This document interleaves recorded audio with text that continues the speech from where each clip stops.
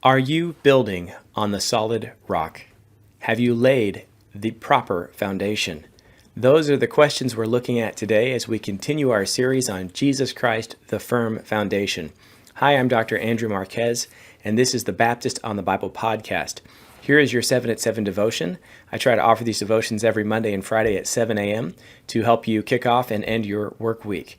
Today we're again continuing this series on Christ, our firm foundation. Last time we were together, we looked at how that foundation that Paul speaks about began in the book of Isaiah, this idea of this great cornerstone. And now we're looking at 1 Corinthians 3 and how the idea of the foundation is something that isn't just laid, but it is built upon. So let's go ahead and read that verse together, and then we'll go ahead and talk more about it. Beginning at verse 11 of 1 Corinthians chapter 3, it says, "For no one can lay any foundation other than what has been laid down. That foundation is Jesus Christ." And so in our series discussing the firm foundation that Jesus Christ is, we have to recognize the first thing is that there is only one foundation. If you recall, Jesus had a parable about hearing his words and following them. That would be like building upon a proper foundation, the man who built upon the rock, and that person would be able to stand in the day of trial. Someone that ignores the words of Jesus, that person is not prepared in the day of hardship, and it's like building a house on sand, and when the flood came, great was the fall of that house.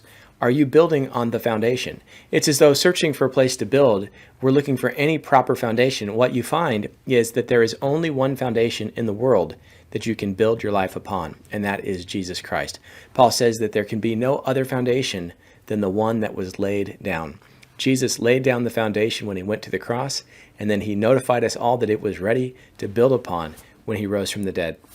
And it says that he is building that foundation. So this is one of those passages that really goes against our culture, because in our world today, we want to try to say that everybody is equally right, that everyone's beliefs are equally possible, and that there's no real need to try to convert someone to my opinion. But the Bible doesn't operate on that premise. It builds from the idea that there is only one way that you can find the proper footing for this life and to give you access to eternity. And that is in the name of Jesus. If I am uncomfortable with that, I really need to ask myself, am I trusting in the Bible, or am I trying to make the Bible conform to my own beliefs and the beliefs of my culture? The other thing is, if I'm not prepared to tell people this, then do I really have love for them? Because if I am truly convinced that Jesus Christ is the only way to live in this life, and it's the only proper solution available for the life to come, that those that do not have Christ will actually face hell, then is it really loving for me to pretend that we're all ascending the same mountain, that we're all going in the same direction? That's something that we have to ask ourselves, especially in light of our very pluralistic culture. No other foundation can be laid. Two things to note. This is the only foundation. We have to give our lives to Christ if we're going to build anything that will last. And then two, it has already been laid. Jesus Christ has established this foundation through his sacrifice. When we recognize this, the question then comes back to you. Are you building on that foundation, or are you building on your own foundation, or the foundation of another? Do you follow some wise guru? Do you follow one of the other world religions? If you do, you're building on the wrong foundation, and it will not hold you in the day of judgment. If you are building on Christ, then you're doing well. If we go back, what we find is actually that you're not even the one building at all. But verse 9b, it says, "We are God's co-workers, you are God's field, you are God's building." God is the one that's constructing an edifice out of you. He is leading you, he is sanctifying you, and he's building you into something that is of great value. If you really are familiar with this passage, you find out that it is speaking of eternal judgment, really.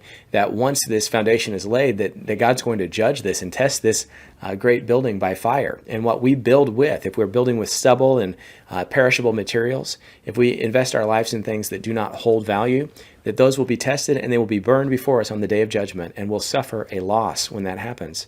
But if we build with the things that are eternal, if we invest in the souls of men and women, and we grow in the way that God calls us to, bearing the fruit that he has given for us to bear, that will be tested by fire, and it will last, and it will be our reward in eternity. Stand on the foundation of Christ. That's what we're called to do. I wanted to tell this story from C.S. Lewis. When the author walks onto the stage, the play is over. God is going to invade, all right, but what is the good of saying you are on his side at that point? When you see the whole natural universe melting away like a dream and something else coming crashing in, this time it will be God without disguise, something so overwhelming that it will strike either irresistible love or irresistible horror into every creature. It will be too late then to choose your side. That will not be the time for choosing. It will be the time when we discover which side we were really on, which side we have already chosen, whether we realized it before or not. Now today, this moment is our chance to choose the right side. And so C.S. Lewis urges you, as I do as well, if you have not given your life to Christ, if you have not planted yourself on the foundation of Jesus, today is the day to do so, because the judgment will come. And so as you're building on a foundation, as we all build our lives on something, investigate if it's the proper footing. Is it the right construction platform? Is it the foundation found only in Jesus Christ? If you're doing that, you are doing well. I would then just encourage you to share that wonderful foundation. It's a large platform that other people can build on too, as God's building his great eternal city filled with you and I and those that will come to know Jesus Christ. All right, I just wanted to encourage you, if you're encouraged by these devotions, take a moment and like whatever device you're listening on, hit the like button. You can also share this on your own social media. That helps get the word out. And of course, if you're listening on a podcast that will allow you to rate the podcast, I'd encourage you to give it a 5-star rating and just help me to continue to do these things. It encourages me to keep going. I hope you're blessed. I hope you'll look forward to the future, even today. Take care.